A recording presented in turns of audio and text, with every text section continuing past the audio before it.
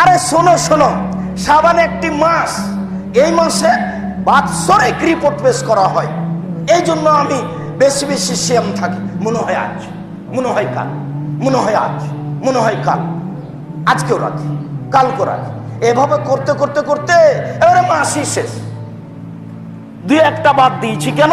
খালি রিপোর্ট ধরবো, খালি রিপোর্ট ধরবো। এই জন্য কিভাবে কিভাবে ভারত, বাংলাদেশ, পাকিস্তানের আলেম ওলামা জেনে নিলেন সেদিন 15ই শাবান।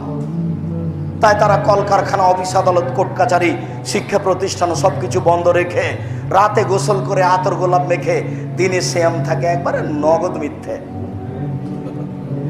এবং রাসূল সাল্লাল্লাহু আলাইহি সাল্লামকে অপমান করা, খাটো করার কৌশল কি দিয়ে বুঝাই? দুর্বল চোখে আপনি দেখবেন না। আল্লাহে, আল্লাহর কসম, আল্লাহে, আল্লাহর কসম, আল্লাহে, আল্লাহর কসম, আমি আব্দুর রাজ্জাক বিন ইউসুফ আমার জীবনে বিগত 90 সাল থেকে নিয়ে এখন পর্যন্ত আমি কোনোদিন অপ্রয়োজনীয় বাক্য বলিনি।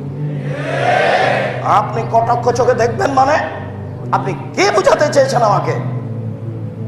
রাসূল সাল্লাল্লাহু আলাইহি সাল্লাম শাবান মাসে বেশি সিয়াম থাকতেন কেন? এটার রহস্য আপনি বের করেন। 15ই শাবান আপনি সিয়াম পালন করে কি দেখাতে চাচ্ছেন?